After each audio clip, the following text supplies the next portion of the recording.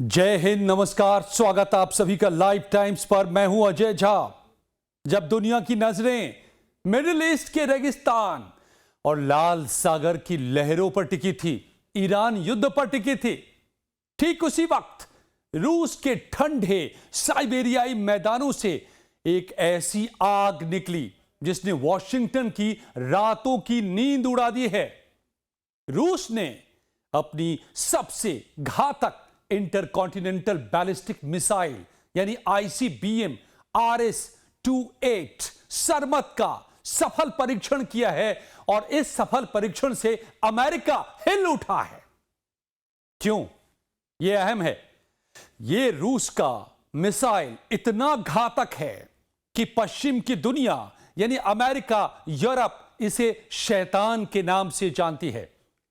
रूस का यह मिसाइल टेस्ट केवल एक मिलिट्री ड्रिल नहीं है, बल्कि यह पुतिन का वो सीधा संदेश है जो सीधे डोनाल्ड ट्रंप के अमेरिका फर्स्ट और पीस थ्रू स्ट्रेंथ के दावे की हवा निकाल दी है।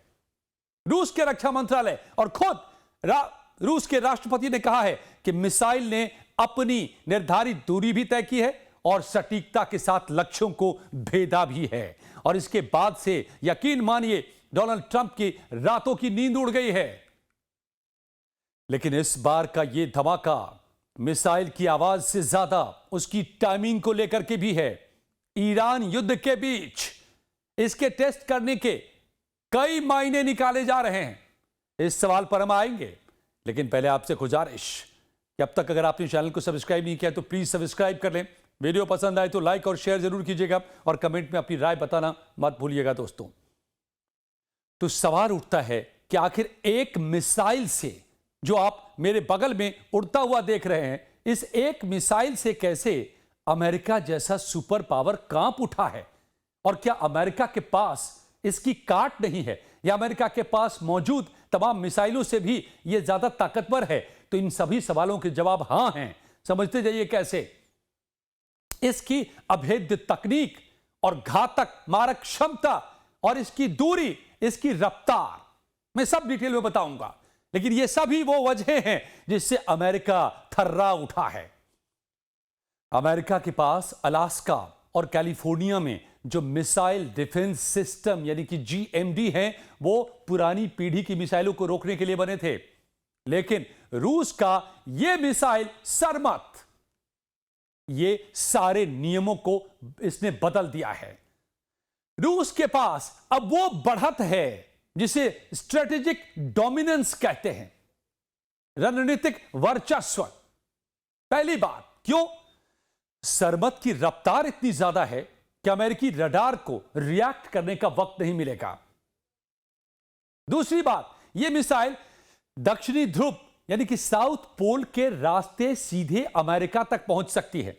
धरती के दूसरे छोर से ऊपर अमेरिका का सारा डिफेंस नॉर्थ पोल की तरफ लगा हुआ है, क्योंकि वहां से रूस और अमेरिका पास पड़ते हैं। मैं आपको ग्राफिक्स के जरिए भी बताऊंगा। लेकिन देश के पिछले हिस्से से यानी साउथ पोल से आने वाले हमलों के लिए ट्रंप का अमेरिका तैयार नहीं है। पुतिन ने इस मिसाइल का टेस्ट करके चेक एंड मेट की स्थिति पैदा कर दी है। मतलब क्या? अगर आज परमाणु युद्ध हुआ तो रूस की यह एक मिसाइल यानी सरमत अमेरिका के किसी भी बड़े राज्य को नक्शे से मिटाने की ताकत रखती है दोस्तों। और अमेरिका इसे सिर्फ देख सकता है, रोक नहीं सकता है, क्योंकि उसके पास मौजूद डिफेंस सिस्टम इसके लिए बने ही नहीं हैं, डिजाइन ही नहीं है इस रफ्तार के इस मिसाइल को रोकने के लिए। तो क्या है इसकी खास बातें ऐसी जो इसे अपराजयी बना देती है? खुद पुतिन ने कहा है कि यह इनविंसिबल है, अपराजयी है। सरमत 2, जिसको डर के मारे पश्चिमी दुनिया शैतान 2 के नाम से बुलाती है, और इस पर रूस को कोई एतराज नहीं है। यही मकसद है रूस का, डराना, डर पैदा करना। और डर रहा है अमेरिका, डर रहा है यूरोप। तो इसकी खूबियां समझिए। ये जो स्पेसिफिकेशंस हैं आप देख सकते हैं मेरे बगल में, आप टीवी स्क्रीन पर, यही इसको खास बनाती हैं। ये एक लिक्विड फ्यूल मिसाइल है जिसका वजन 200 टन से भी ज्यादा है, 200 टन से ज्यादा। 10 हाथियों की वजन से भी ज्यादा। रेंज 18,000 किलोमीटर, यानी रूस से दक्षिण ध्रुव के रास्ते सीधे अमेरिका पर हमला करने में सक्षम। रूस में बैठकर दुनिया के किसी भी कोने को व्लादिमीर पुतिन इससे दहला सकते हैं और इसको कोई रोक नहीं सकता। यह इनविंसिबल है। क्यों? क्योंकि देखिए इसकी जो रफ्तार है, हाइपरसोनिक स्पीड से यह उड़ता है, यानी ध्वनि की गति से 20 गुना ज्यादा रफ्तार से, करीब 24,000 किलोमीटर प्रति घंटे की रफ्तार से। इतनी रफ्तार के मिसाइल को रोकने के लिए अभी तक दुनिया में कोई डिफेंस सिस्टम जो थर्ड है नहीं रोक सकता। कोई नहीं रोक सकता। पैट्रियट हो, थर्ड हो, दुनिया का कोई सिस्टम नहीं रोक सकता। लेकिन यह तो रफ्तार की बात हुई। पेलोड को जरा समझिए तो आपके भी होश उड़ जाएंगे। यह अपने साथ 10 से 15 पेलोड लेकर जा सकता है, जो आप देखते हैं इसमें ग्राफिक्स में। यह पेलोड सामान्य बारूद से लेकर के परमाणु वॉरहेड्स, MIR भी ले जा सकने में सक्षम है। और यह भी इसकी अहम बात समझिए कि इसका जो एक एक पेलोड है, वो जो हिरोशिमा पर एटॉम बॉम्ब गिराया गया था उससे 2000 गुना ज्यादा ताकतवर, विनाशक। अंदाजा लगाइए आप कि यह क्या है और क्यों इसे शैतान कहा जा रहा है। तो तकनीक इसमें क्या है? एवंगार्ड हाइपरसोनिक गाइडेड व्हीकल फिट किया जा रहा है इसमें, जो हवा में अपना रास्ता बदलने में सक्षम है। इसे ट्रैक करना भी नामुमकिन है, इसे रोकना तो छोड़ दीजिए। तो सरमत को बनाने का मकसद क्या है? मकसद यही था कि दुनिया के किसी भी मौजूदा या भविष्य के मिसाइल डिफेंस सिस्टम को खिलौना साबित कर दे।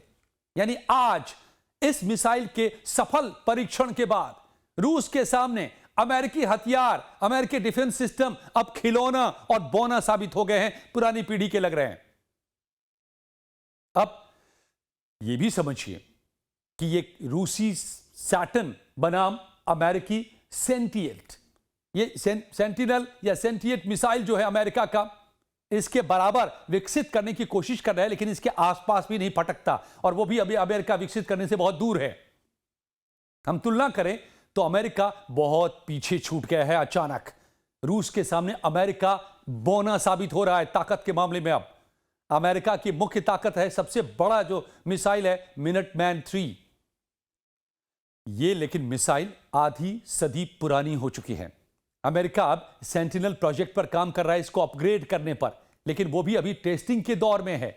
बजट की कमी से भी अब ये प्रोजेक्ट जूझ रहा है। और रूस की सरमत हेवी ICBM कैटेगरी में आती है, और जबकि अमेरिकी मिसाइलें लाइट कैटेगरी में आती हैं। सरमत का एक वॉरहेड ही हिरोशिमा पर गिरे बम से 2000 गुना ज्यादा शक्तिशाली है। और जैसे मैंने बताया, आप देख सकते हैं इस ग्राफिक्स के जरिए कि ये एक सीधा सीधा जो आप देख रहे हैं, धरती के ऊपर वाला हिस्सा वो सबसे छोटा रास्ता रहा है रूस और अमेरिका के बीच का, जहां से दोनों एक दूसरे पर मिसाइलें तैनात करके हमेशा रखते हैं। लेकिन यहां पर दोनों देशों ने अपने सारे डिफेंस सिस्टम भी लगा रखे हैं। मगर इस शैतान की खासियत, रूसी शैतान की यह है कि इसकी क्षमता इतनी ज्यादा है, इसका रेंज इतना ज्यादा है कि यह उस छोटे रास्ते का इस्तेमाल नहीं करेगा, बल्कि पीछे दक्षिण ध्रुव के रास्ते से जाकर हिट करेगा अमेरिका को, जहां पर डिफेंस के लिए कोई भी इंतजाम खास नहीं मौजूद है। अब अमेरिका के पास जो मिनटमैन है, और यह है अमेरिका प्रिसीजन पर, सटीकता पर जोर देता है, लेकिन रूस ओवर पावरिंग यानी पूरी तरह से तबाह कर देने की फिलॉसफी पर चलता है। इतना बड़ा हमला बना दो कि उसके सामने सारी तैयारी बेकार चली जाए। तो सैटर्न 2 यही काम करेगा। इसके सामने अमेरिका का परमाणु जखीरा इस समय अब बूढ़ा, पुरानी पीढ़ी का नजर आ रहा है। यानी इस एक मिसाइल टेस्ट ने दुनिया के पावर बैलेंस को पूरी तरह से बदल कर रख दिया है।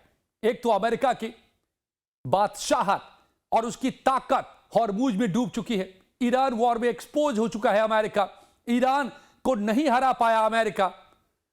और अब रूस का ये टेस्ट फायर, पुतिन का ये टेस्ट फायर, इसने पूरी तरह से अमेरिका की बादशाहत को चकनाचूर कर दिया है। जिस सुपर पावर पर, जिस अपने मिलिट्री माइट पर डोनाल्ड ट्रंप को अहंकार बना हुआ था, अमेरिका सब पर धौंस जमाता था, तो अब पुतिन ने यह फायर करके बता दिया है कि तुम अभी बच्चे हो। और अब इसकी टाइमिंग की बात जो मैंने कही थी, टाइमिंग में क्या खास है, तो आपको पता है हर रोज मैं अपने वीडियोज में बताता हूं, ईरान, अमेरिका, इजराइल जंग चल रही है और इसके बीच में जब ईरान भारी पड़ रहा है, अमेरिका रास्ते तलाश रहा है, ट्रंप समझौते के रास्ते यहां से बच निकलना चाहते हैं क्योंकि 40 दिनों की बमबारी में ईरान को झुका नहीं पाए, तो अब समझौते के लिए दर दर भटक रहे हैं, शी जिनपिंग तक पहुंच चुके हैं। लेकिन इस सब के बीच में यह टेस्ट की टाइमिंग अहम हो जाती है। अमेरिका का पूरा ध्यान ईरान को इजराइल से बचाने और मिडिल ईस्ट में अपनी साख बचाने पर है। अमेरिका ने अपने एयरक्राफ्ट कैरियर्स खाड़ी में तैनात कर रखे हैं, सारी ताकत खाड़ी में झोंक रखी है। पुतिन जानते हैं कि अमेरिका दो मोर्चों पर एक साथ अपनी पूरी ताकत नहीं लगा सकता। जब ट्रंप ईरान को दबाने की कोशिश कर रहे हैं या खुद नहीं टिक पाने के बावजूद अपने आप को बादशाह साबित करने में लगे हुए हैं, तो पुतिन ने सरबत को सामने करके, उसको शोकेस करके बता दिया है कि अगर तुमने ईरान या यूक्रेन में लक्ष्मण रेखा पार की तो हमारे पास अब वो हथियार तैयार है जिसका तुम्हारे पास कोई जवाब नहीं है। यह टाइमिंग है, यह सीधी धौंस है। बार बार मैं कहता रहा हूं कि ईरान में बिसात बिछी है रूस और चीन की, तो यह उसका भी एक हिस्सा है और इसीलिए इस वक्त यह फायर किया गया है। यह एक स्ट्रेटेजिक डिस्ट्रैक्शन है, यह पुतिन की गहरी चाल है। पुतिन ने ट्रंप को मजबूर कर दिया है कि वो खाड़ी को छोड़कर पहले अपनी खुद की सुरक्षा के बारे में सोचना शुरू करे। पहले अमेरिका को बचाओ, फिर इजराइल को बचाने की सोचना, फिर ईरान को दबाने की सोचना, फिर किसी देश पर और हमला करने की सोचना। तो यह है गहरी चाल व्लादिमीर पुतिन की, इसीलिए यह टाइमिंग अहम हो जाती है। और अब एक और बात, न्यू स्टार्ट का अंत और कोल्ड वॉर 2 की शुरुआत, यह सबसे डरावनी आखिर में बात बता रहा हूं मैं आपको। रूस और अमेरिका के बीच परमाणु हथियारों को कंट्रोल करने वाली जो आखिरी संधि थी, न्यू स्टार्ट, वो अब खत्म हो चुकी है। इसी साल फरवरी में वो एक्सपायर कर गई और रिन्यू नहीं हुआ, क्योंकि डोनाल्ड ट्रंप की रट है कि इसमें चीन को भी शामिल करो। और ये न्यू स्टार्ट पॉलिसी क्या थी? ये वो संधि थी जिसके तहत सभी देश एक सीमा के बाद हथियार नहीं बना सकते थे। जितनी हथियारों की अभी सीमा है उसी पर कायम रहेंगे। तो अब डोनाल्ड ट्रंप इस जिद पर अड़े हैं कि इसको रिन्यू तभी करेंगे जब चीन को भी इसमें शामिल करो, क्योंकि चीन भी हथियार बना रहा है। हालांकि रूस और अमेरिका के मुकाबले चीन के हथियार बहुत कम हैं, अभी 15-17 हजार यहां पर मिसाइल और न्यूक्लियर वॉरहेड्स हैं रूस और अमेरिका के पास में, तो अभी चीन के पास में महज कुछ 100 है। लेकिन डोनाल्ड ट्रंप कह रहे हैं कि वो भी एक दिन इतना ही बना लेगा तो उसको भी शामिल करो कि वो ना बनाए। चीन कह रहा है कि मैं अभी शामिल नहीं होऊंगा, हमारी दूरी तो बहुत ज्यादा है, आपके पास बहुत ज्यादा है, हमारे पास तो थोड़े से है, हम क्यों शामिल हों। और इसी तनातनी में इसको रिन्यू नहीं किया जा सका। तो इसका नतीजा क्या हुआ है? इसका मतलब है कि अब कोई लिमिट नहीं है इस वक्त दुनिया में, ना रूस पर ना अमेरिका पर कोई इंस्पेक्शन नहीं हो रहा है। न्यू स्टार्ट पॉलिसी के तहत दोनों देश एक दूसरे का इंस्पेक्शन करते थे, छानबीन रखते थे, नजर रखते थे, एक्सेस था दोनों पर कि कोई नया हथियार तो नहीं बना रहा, लेकिन वो सब अभी बंद हो गया है। तो नतीजा क्या हुआ है? रूस ने तुरंत फायर कर दिया अपना ये सबसे खतरनाक शैतान सरमत। और पुतिन का ये टेस्ट अब कोल्ड वॉर 2 की आधिकारिक घोषणा समझ लीजिए, क्योंकि इसका जवाब अमेरिका को तलाशना पड़ेगा। तो अमेरिका भी अब कोशिश करेगा कि वो भी इतनी ताकतवर या इससे ज्यादा ताकतवर बनाए, भले जितना भी वक्त लगे। और ऐसे ही ये छिड़ा था, प्रतिस्पर्धा छिड़ी थी, होड़ लगी थी कोल्ड वॉर के एरा में, जब हजारों हथियार दोनों ने बना डाले, रूस और अमेरिका ने। उस समय के यूएसएसआर और यूएस ने फिर समझौता हुआ था कि अब और नहीं, लेकिन वो समझौता खत्म है तो फिर से शुरू हो गया है टेस्ट फायर। रूस ने पहल कर दी है, अमेरिका अब फॉलो करेगा। यानी दुनिया एक ऐसे दौर में प्रवेश कर रही है जहां परमाणु हथियारों की फिर से दौड़ शुरू हो चुकी है। और ट्रंप की वापसी के बाद रूस ने यह टेस्ट करके साफ कर दिया है कि डील अब उनकी शर्तों पर होगी, अमेरिका की शर्तों पर नहीं होगी, क्योंकि ताकत का पलड़ा अब पुतिन का भारी हो गया है। ट्रंप हल्के पड़ गए, इस एक मिसाइल के फायर करने से। तो क्या दुनिया एक और परमाणु क्यूबन मिसाइल संकट की ओर बढ़ रही है? क्या था यह क्यूबन मिसाइल संकट 1962 का शीत युद्ध के दौरान? अमेरिका और सोवियत संघ के बीच एक सीधा और खतरनाक सैन्य टकराव था, जो तब शुरू हुआ था जब सोवियत संघ ने क्यूबा में यानी अमेरिका के पास में जाकर परमाणु मिसाइलें तैनात कर दी थी। 13 दिनों तक अमेरिका थर्राता रहा, लगा कि अब न्यूक्लियर वॉर छिड़ जाएगा, परमाणु युद्ध शुरू होने वाली थी। लेकिन अंततः बातचीत और गुप्त समझौतों के जरिए इसे टाला गया।